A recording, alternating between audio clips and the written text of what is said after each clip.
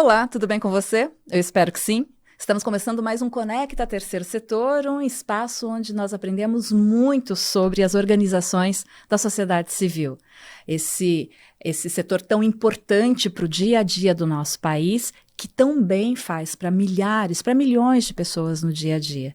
E nesse espaço a gente conversa sobre questões administrativas, questões jurídicas, questões de comunicação, questões de tecnologia, governança, tudo para que a gente possa ampliar ainda mais o conhecimento sobre o desenvolvimento institucional das nossas OSCs, também chamadas de ONGs, institutos, fundações, associações, enfim.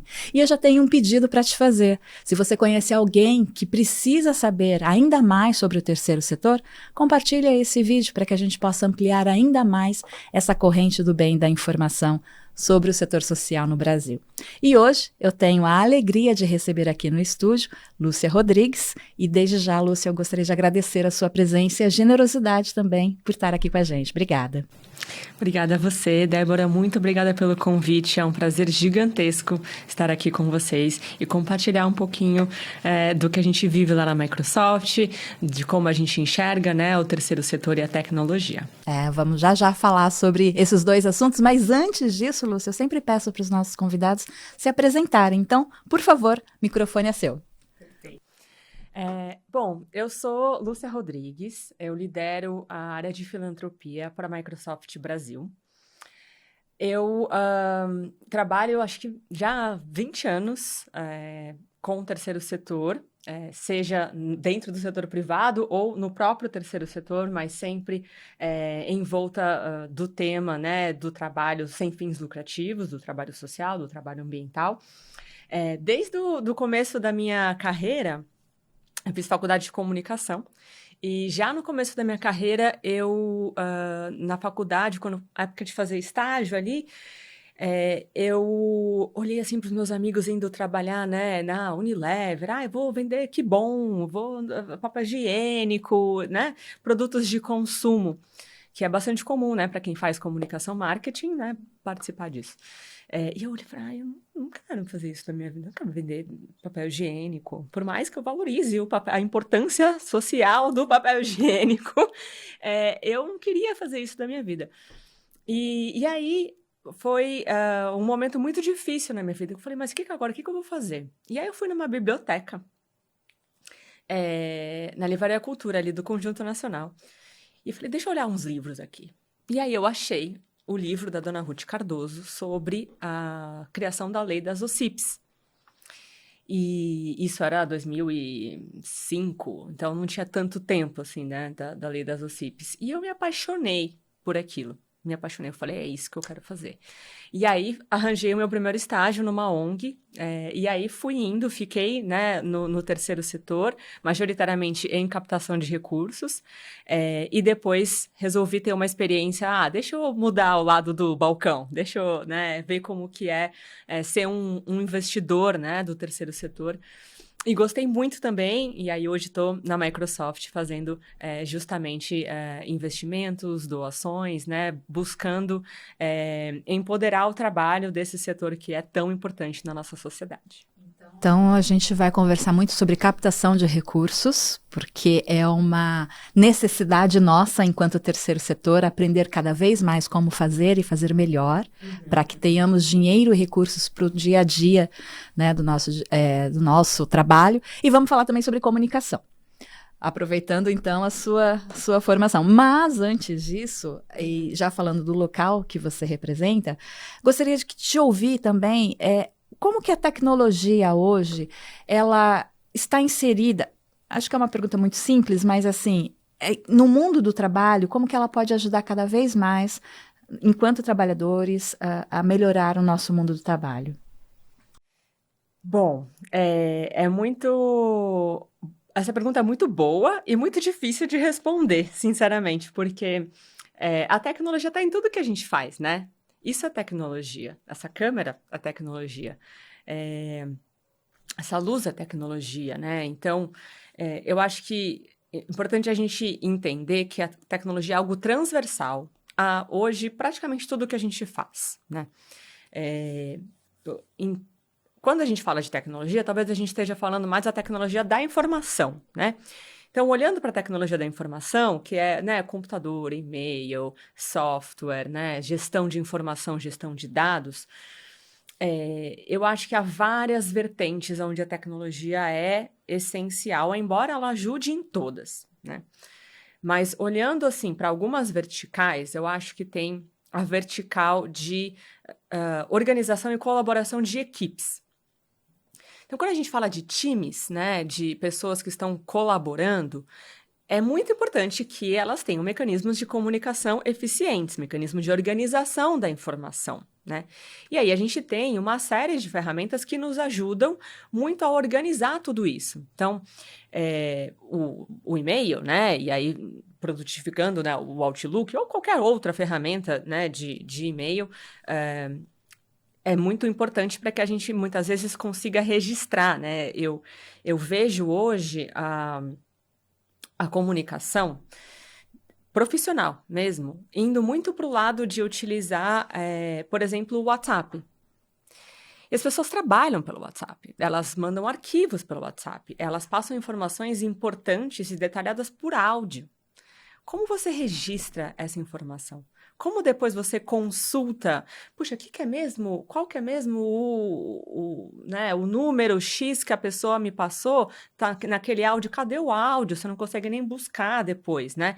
Então, a troca eficiente de informação, a organização correta dos arquivos, né? Você poder taguear uma pessoa, poder mandar uma tabela de, olha, essa é a tarefa, esse é o detalhamento da tarefa, esse é o responsável pela tarefa.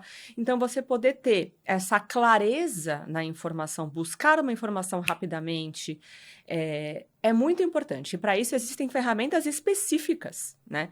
Para você trocar esse tipo de informação e fazer a gestão das equipes. Ainda dentro de gestão de equipe e informação, eu acho que tem uma coisa muito importante que é poder trabalhar remotamente. Muitas vezes as equipes não estão no mesmo lugar, né? A gente tem organizações como a de vocês aqui que estão no Brasil inteiro. Você precisa poder se comunicar de forma efetiva com pessoas que não estão no mesmo estado que você. E aí as ferramentas também adequadas para isso são muito boas. Há ferramentas hoje de videoconferência que isolam todo o barulho, que com inteligência artificial isolam o barulho de background. Então, aquele drama que muita gente passou na pandemia de aqui em casa tá em obras, a pessoa tá na reunião e tá pá, pá, pá. Isso não tem mais, né? Então, usando ferramentas adequadas para o trabalho, né, para uma videoconferência realmente, né, de qualidade, isso não existe mais. Então, assim, tem várias questões, né, da colaboração, da organização, da gestão de projetos e gestão de equipes, que a tecnologia é muito importante e ela facilita muito a comunicação entre as pessoas e a produtividade. Você poder fazer as coisas de uma forma mais eficiente, mais rápido, para poder usar o seu tempo de uma maneira mais inteligente. Um outro campo que eu acho extremamente importante é a gestão. Então, muitas vezes, a gente vê as organizações utilizando o Excel ou qualquer planilha, ferramentas de planilha, para fazer a gestão de tudo, né? O RH, né? Então, a gestão dos colaboradores, dos voluntários, é uma planilha. A gestão financeira é uma planilha. Até aí, tudo bem, a gestão financeira a planilha foi feita para isso, né? Ou gestão de processos é uma planilha. Gestão de projetos é uma planilha. E eu adoro o Excel. Não me entenda, é o meu software favorito da vida, é o Excel. Acho que, na verdade, o Teams está ganhando um pouco, mas o Excel, ele assim, eu gosto muito. Mas existem ferramentas que são adequadas para cada coisa que você está fazendo. E quando você usa a ferramenta adequada, você fala, nossa, aquilo que eu demorava um tempão para fazer, aquilo é muito simples. Ou até a própria ferramenta já te induz a melhores práticas. Porque já tem o campo de você colocar tal informação e você fala, nossa, é verdade, eu não coletei essa informação, mas eu preciso coletar, né? Então, eu acho que falando de formação, né, de softwares, o software, ele te ajuda a gerir melhor a sua organização, gerir melhor a sua equipe, gerir melhor os seus projetos. E quando você faz a melhor gestão, você tem o quê? O melhor uso de recursos, os melhores resultados, o melhor controle do que está acontecendo. Tem uma frase muito boa em inglês, que You can't manage what you can't measure. Que você não consegue gerir, em português não tem essa rima, né? Mas em português seria, você não consegue gerir o que você não consegue medir. E se você não tem ferramentas adequadas de gestão de dados de informação, você não vai conseguir medir. E se você não consegue medir, muitas vezes você não consegue entender aonde está o elemento que está impedindo que você atinja o resultado que você gostaria de atingir, né? Ou qual é a melhor forma, o melhor caminho para você conseguir ir, né, atingir certo objetivo, gerar certo resultado que você quer gerar.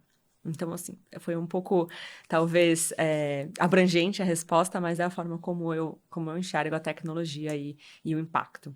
E fazendo parte do nosso dia a dia, como você ressaltou, né? Tanto do primeiro, quanto do segundo, quanto do terceiro setores, né?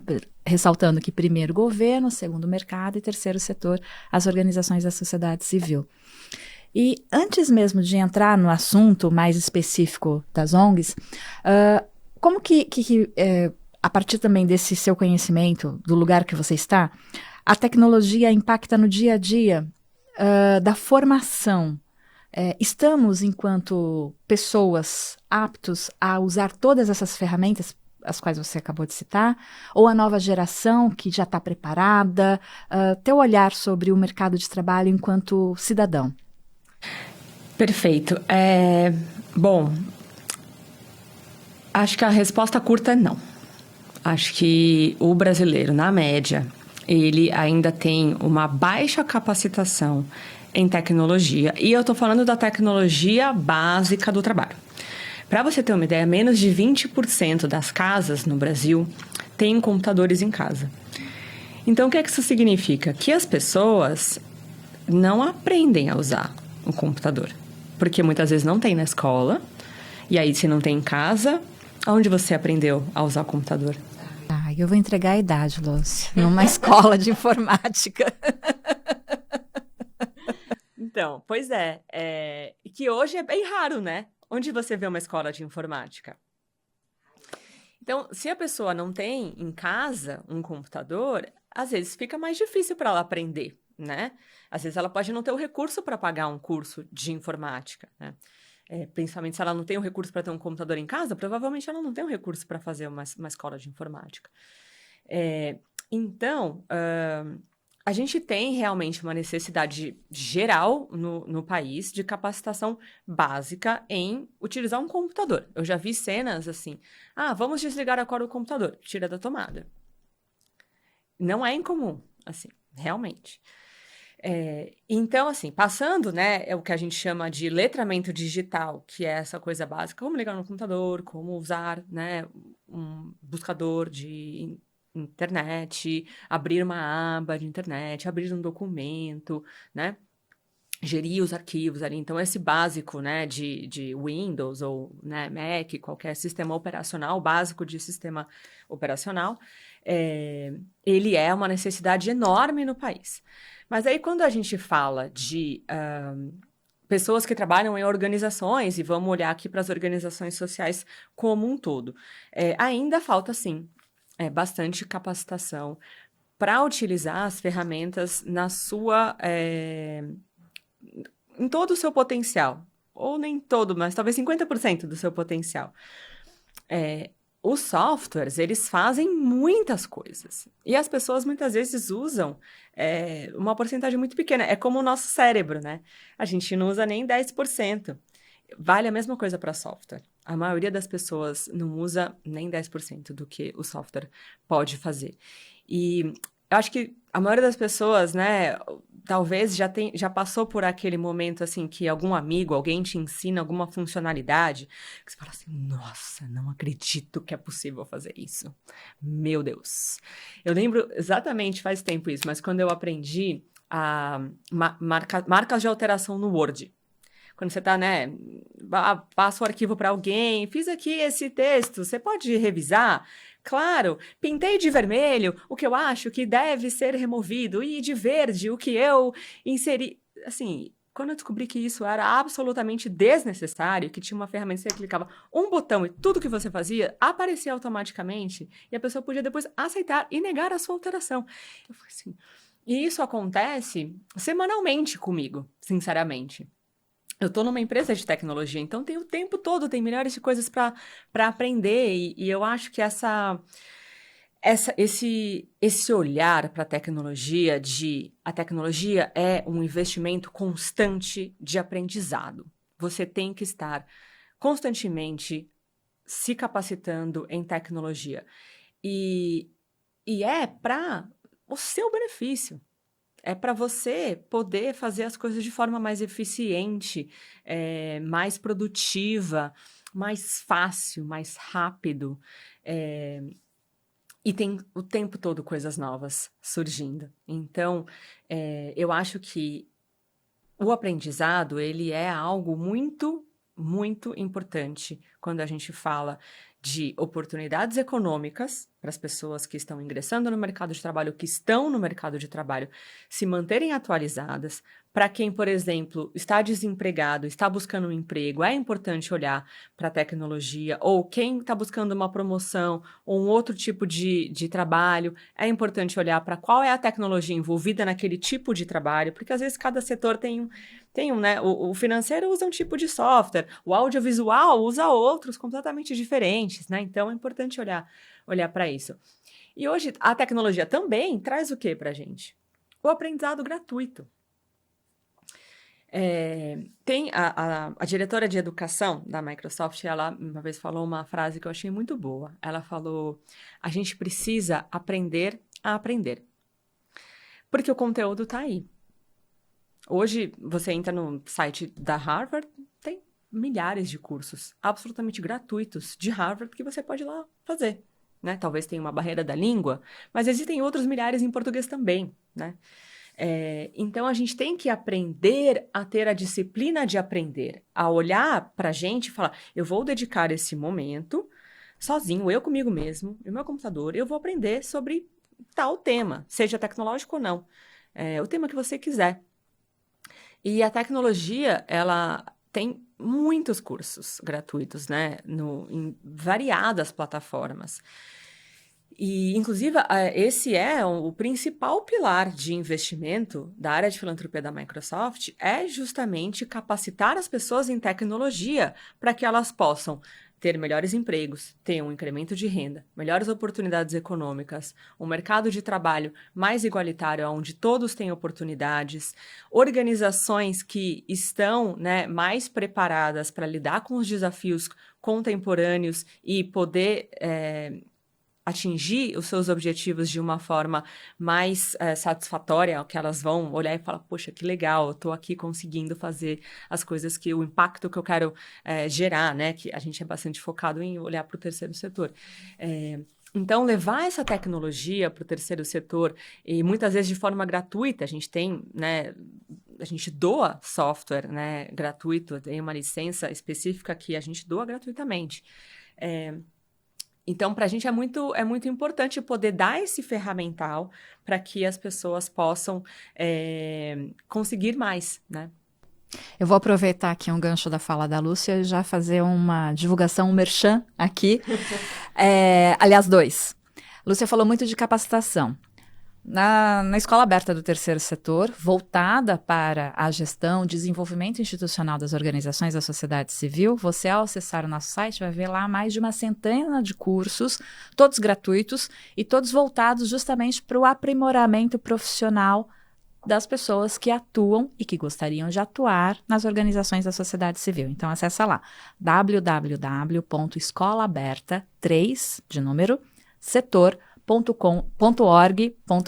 www.escolaaberta3setor.org.br.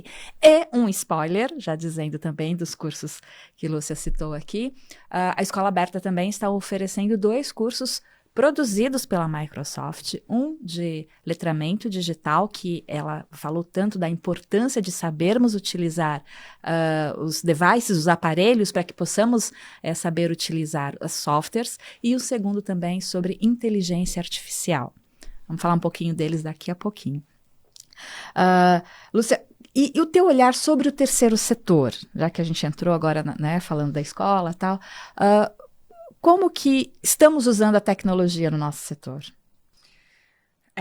Ainda é o setor que utiliza a tecnologia, assim, comparativamente com o setor privado e o setor público, é o que menos utiliza a tecnologia. A gente fez recentemente uma pesquisa, né, bastante extensiva sobre como o terceiro setor usa a tecnologia, como ele gostaria de usar a tecnologia. E o que a gente vê hoje é que no setor público e no setor privado, a tecnologia e o investimento em tecnologia, ele é considerado um investimento estratégico. Aonde no terceiro setor não é considerado um investimento estratégico. Ele é considerado um custo operacional. Então, assim, eu pago aluguel, eu pago aqui a minha nuvem e as minhas licenças de antivírus, sei lá, qualquer licença que pague. E não existe um olhar para a tecnologia, é vital para a minha organização. E ela pode melhorar tudo o que acontece aqui, né? A comunicação, a gestão, os números, o impacto. E para além dessa parte de empoderamento, né, dos times e dos processos e da gestão, como que a tecnologia em si pode ser aplicada, muitas vezes, como um projeto mesmo, né? Então, hoje a gente tem alguns casos de organizações que que o projeto é uma plataforma de tecnologia. Por exemplo, a Nova Escola. A Nova Escola é uma ONG que é focada na capacitação do professor, né? Ajudar o professor ali a ter mais recursos, a se capacitar, a se manter atualizado, né? E aí, o que eles fizeram? Eles criaram uma ferramenta de inteligência artificial generativa, né? Ou seja, é um chat que você interage com linguagem natural, escrevendo, né? E você pergunta coisas para esse chat, você pergunta principalmente assim, você poderia, por favor, me fazer um plano de aula para a 8ª série sobre a chegada dos portugueses no Brasil?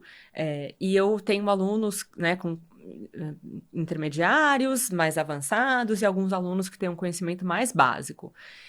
E aí a ferramenta faz um planejamento de semestre baseado nos 3 perfis, né? Um aluno que tem menos conhecimento, mais conhecimento.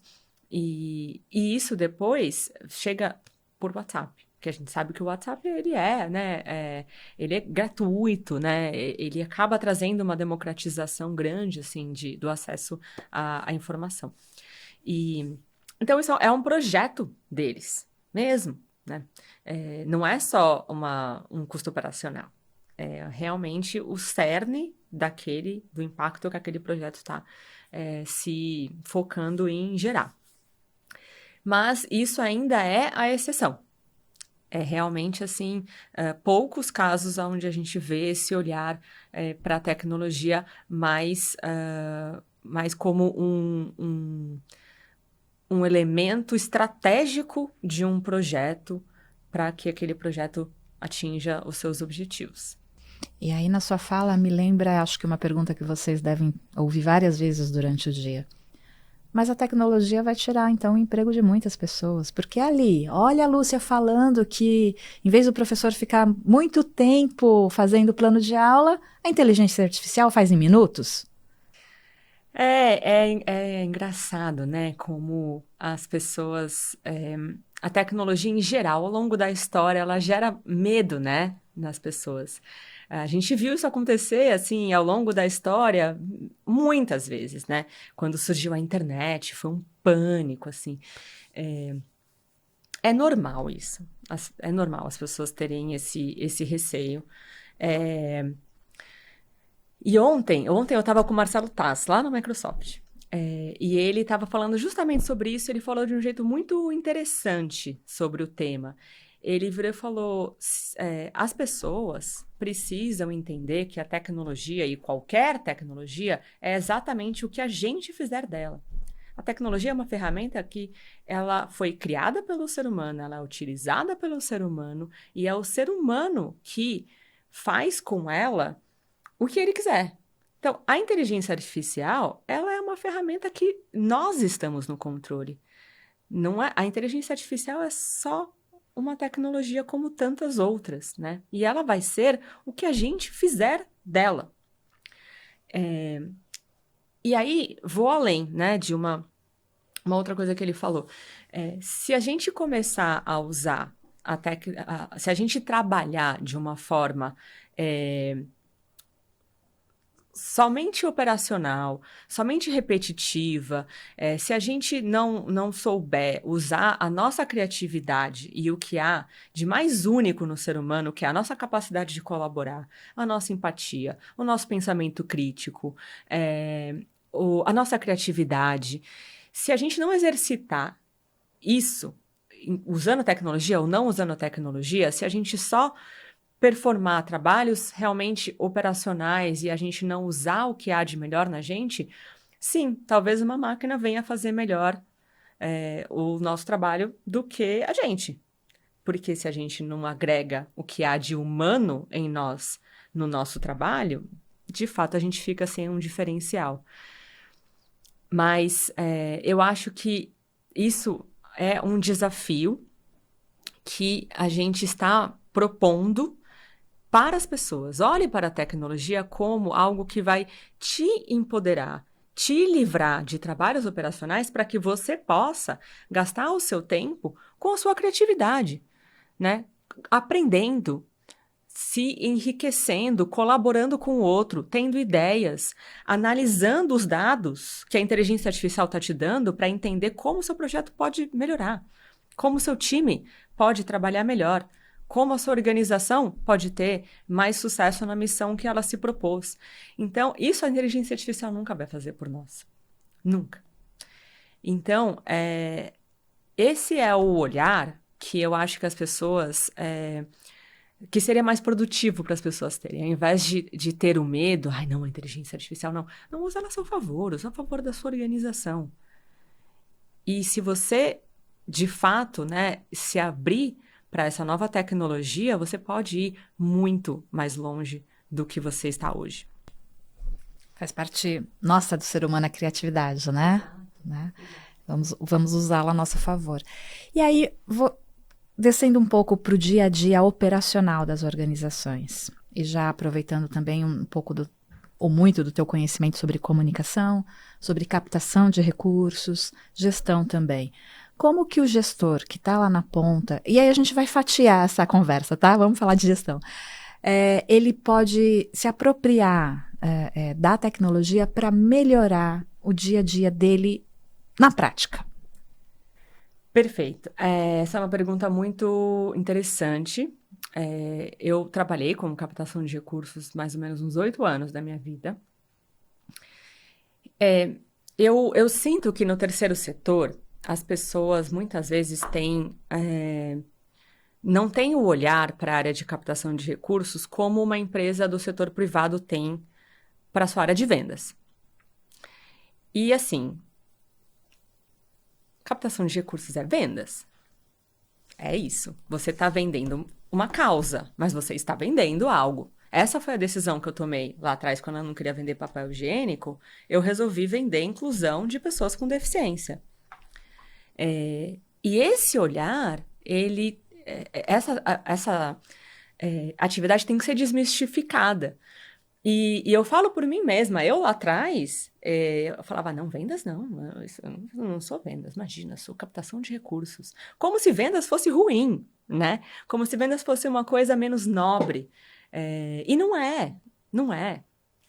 Né? Eu acho que o recurso financeiro, ele empodera organizações de todos os setores a fazer mais, né?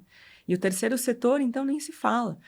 E então, eu acho que esse olhar como a minha área de captação de recursos, ou o meu profissional de captação de recursos, ele é um profissional de vendas.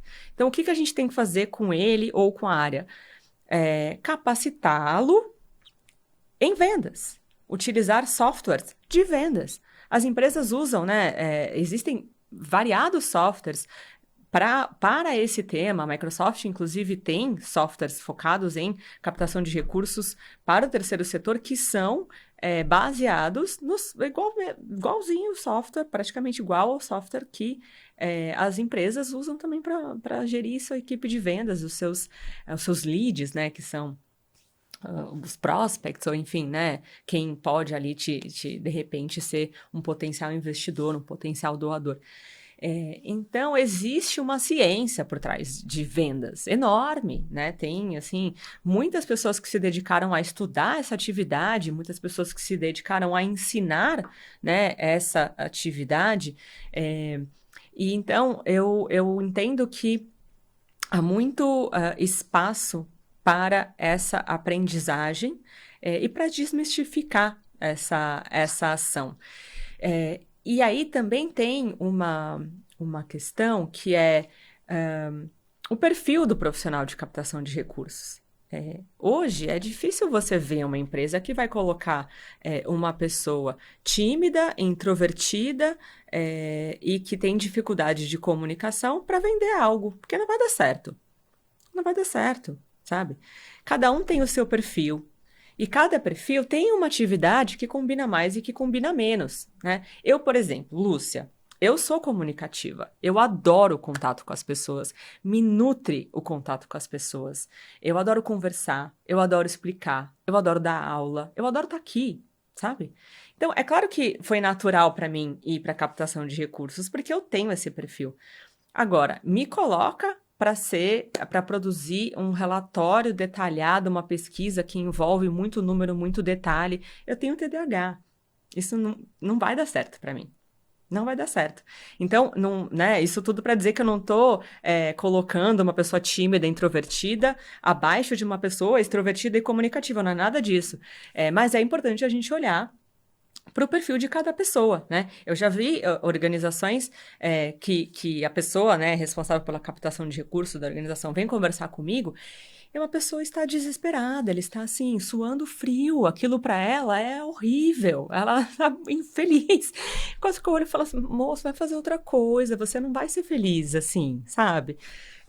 Então, tem um pouco desse olhar mais profissionalizado mesmo para entender assim, qual é a ciência que está por trás da arte de vender. Qual é o perfil do profissional de vendas? Quais são os softwares disponíveis para gestão, né, de vendas? E quais são as melhores técnicas, né? Então, eu acho que esse foi o meu maior aprendizado aí ao longo da minha carreira nesse sentido.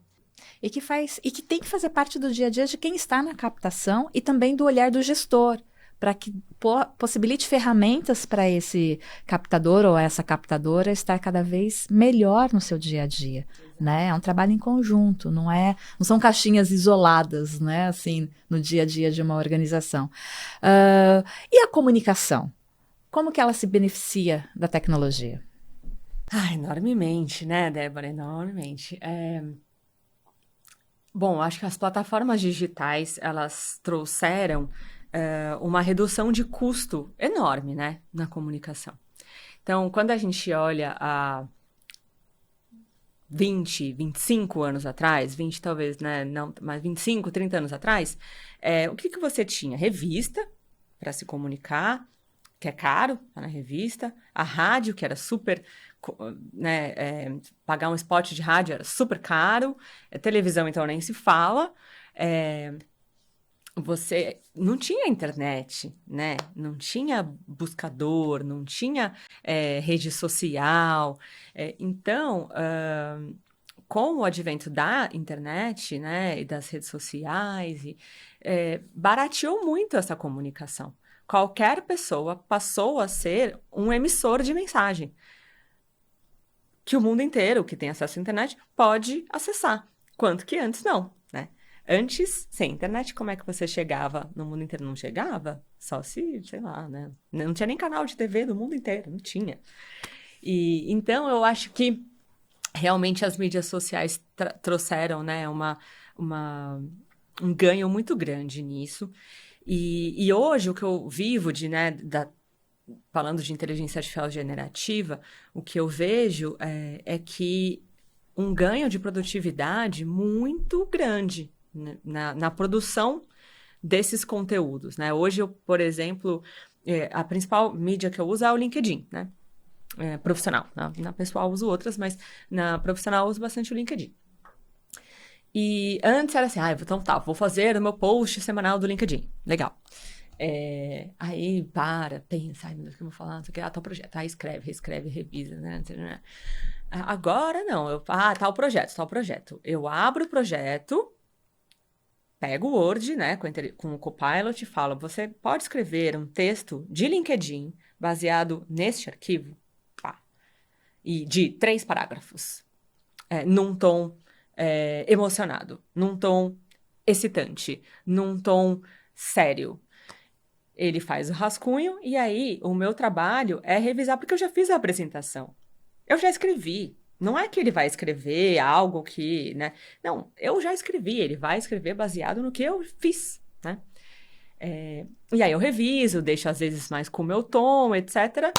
Em 10 minutos eu tenho um post de LinkedIn, que antes me demorava meia hora. Isso faz com que? Com que eu possa fazer hoje 2 posts de LinkedIn por semana, que é super legal para mim, para minha carreira, para minha rede, né, para poder comunicar as coisas que estão acontecendo, para as pessoas saberem os cursos novos que estão disponíveis, eventos que a gente está fazendo. Então, é super legal.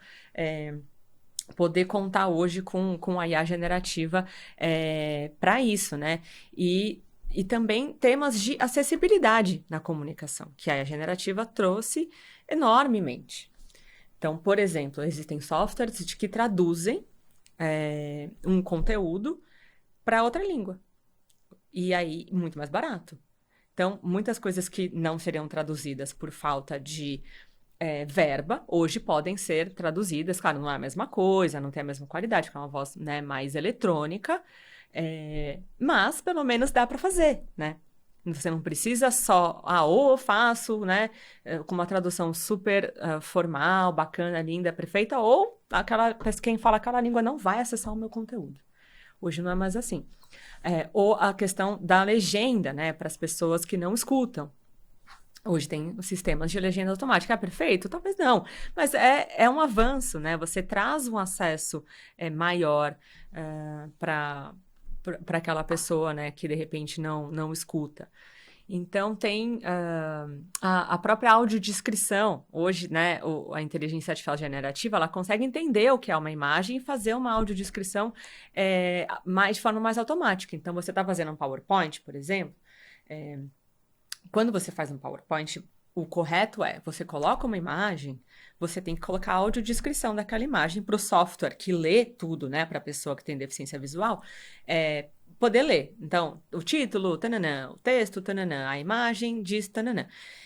Há um tempo atrás, você tinha que colocar você automaticamente, né, a sua audiodescrição, e que demora bastante, e às vezes as pessoas não fazem, porque elas não têm tempo. Então, agora, com a inteligência artificial generativa, já gera tudo automático e você só revisa. Tá certo essa. Não é exatamente isso. Esse verde não é verde, na verdade é azul. Acabou. Então, assim, a IA vai roubar o emprego? Ou ela vai, na verdade, promover mais acesso, promover mais produtividade, levar as pessoas mais longe? Sinceramente, o que eu tenho mais visto é que as pessoas estão mais incluídas, porque hoje coisas que acontecem por conta da inteligência artificial generativa não aconteciam antes. E as pessoas precisam estar capacitadas para lidar com a IA? Sem dúvida, sem dúvida.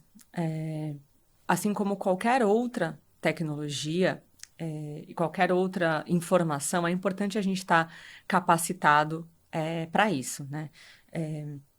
O pensamento crítico, ele é das características mais importantes do nosso século.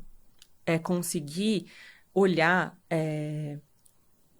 de uma forma onde você questiona, onde você busca referência, onde você busca entender, né, se aquela informação é verdadeira, qual é a fonte, né, como ela funciona. Então, existem várias questões muito importantes para a gente usar a IA de uma forma transparente, responsável, e também entender o que é que ela pode fazer por nós, né? A gente tem um curso que, né, vocês vão disponibilizar, que chama Fluência, que ele justamente busca trazer ele é fluência com o IA no final, em letra maiúscula, de inteligência artificial. Mas ele busca trazer essa fluência no tema. Então, ele começa contando o que é inteligência artificial, porque as pessoas acham que a inteligência artificial começou em 2023. Não, ela começou nos anos 50, né? Depois fala sobre o que é inteligência artificial generativa, que isso sim é mais novo, é mais recente. E aí a gente entra para falar do que são os LLMs, né? Large Language Models, que é a linguagem natural. A inteligência artificial generativa, ela nada mais é do que um processamento enorme de dados, rápido, aonde você consegue interagir com linguagem natural. É isso. Simples assim. É simples assim. É simples assim. Então, você tá lá no site, lê tudo do site, você faz uma perguntinha, que informação que tem aqui nesse site relativo a tananã? Ao invés de você ficar, clica aqui, cadê a informação? Ai, não achei, desiste, vai almoçar. Não, você pergunta lá, a informação aparece. Então, a linguagem natural é usar a sua linguagem, seja português, inglês, espanhol, a linguagem que você for, para interagir com aquela ferramenta. E isso é muito poderoso.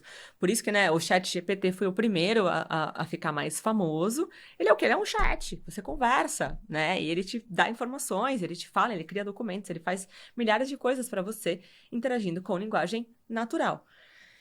Então, a gente fala bastante disso, né? O que é a linguagem natural, porque eu acho que quando as pessoas entendem o cerne da questão, fica muito mais simples entender que, assim, não é um bicho de 7 cabeças que vai roubar seu emprego, né?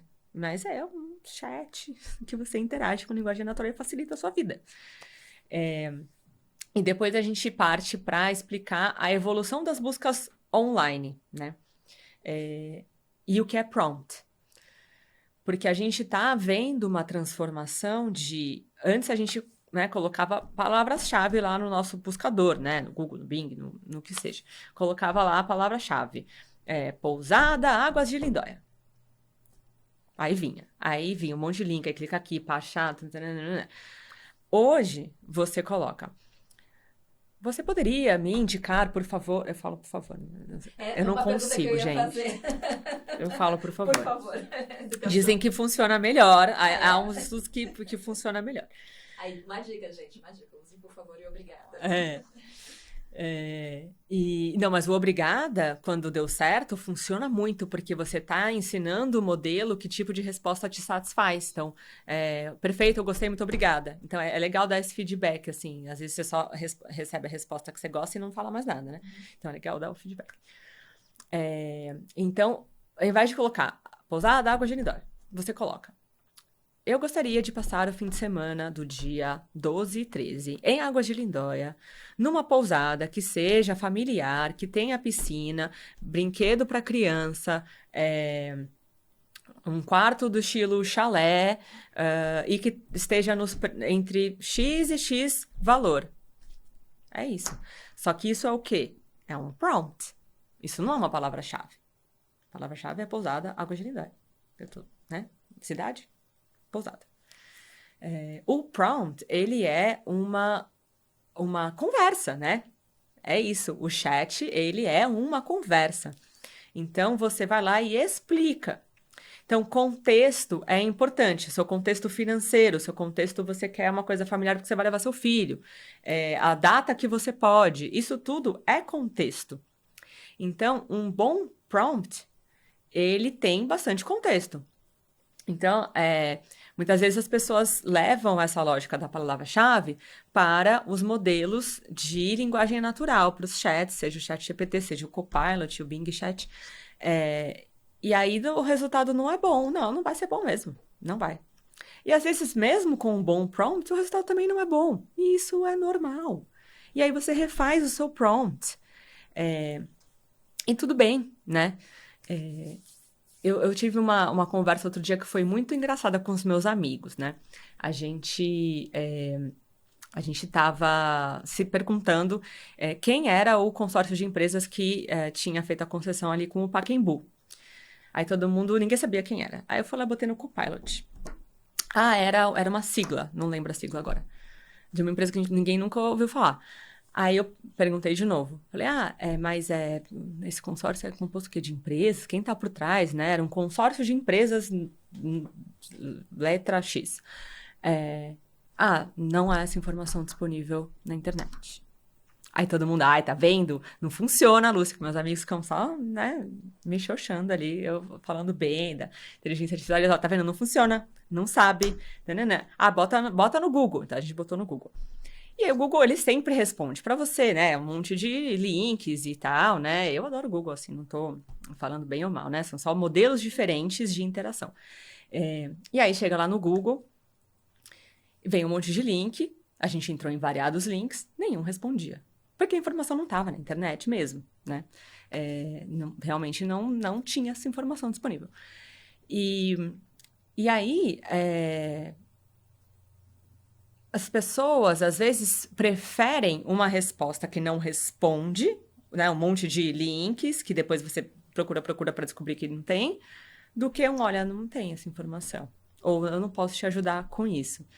Então, a linguagem natural, ela traz um pouco essa nuance de que, às vezes, a resposta realmente não tem, não vai sair, e vai estar lá escrito, né?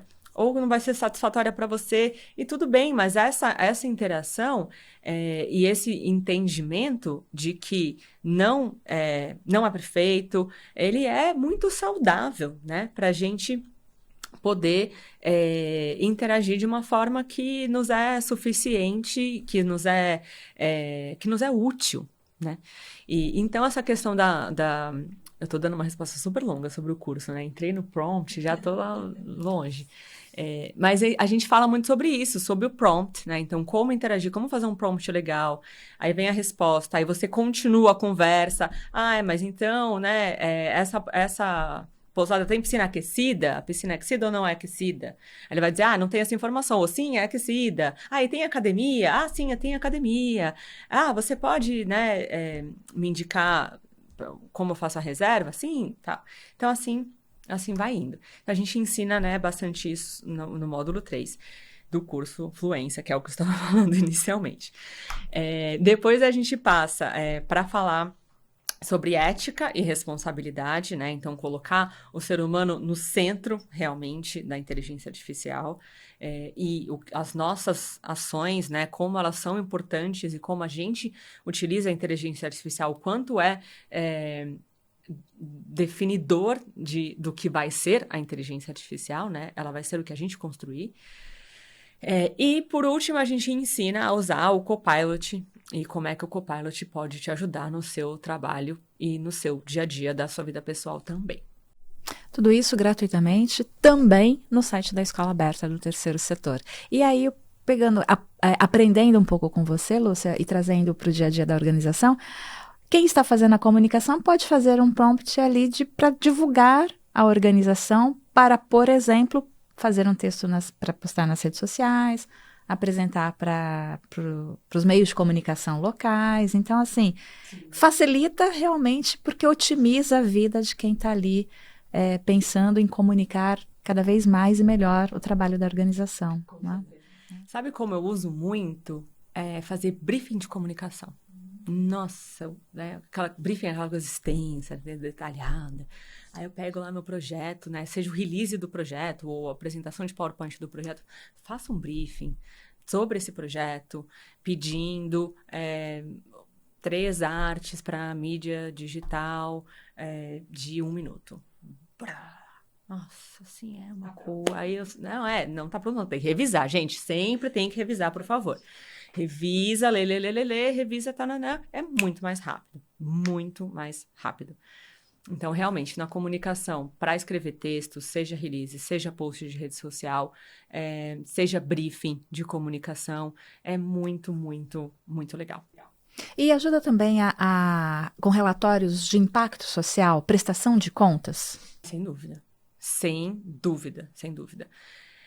Porque muitas vezes você quer fazer um relatório, você tem lá as informações que você quer colocar. E você pode colocar isso no prompt. Você pode fazer um relatório que vai ter tal seção, introdução, o que é o projeto, resultados esperados, fotos, para fotos use esse arquivo, e aí ele faz o rascunhão lá para você e depois você entra para editar. Então, realmente é muito, muito bom.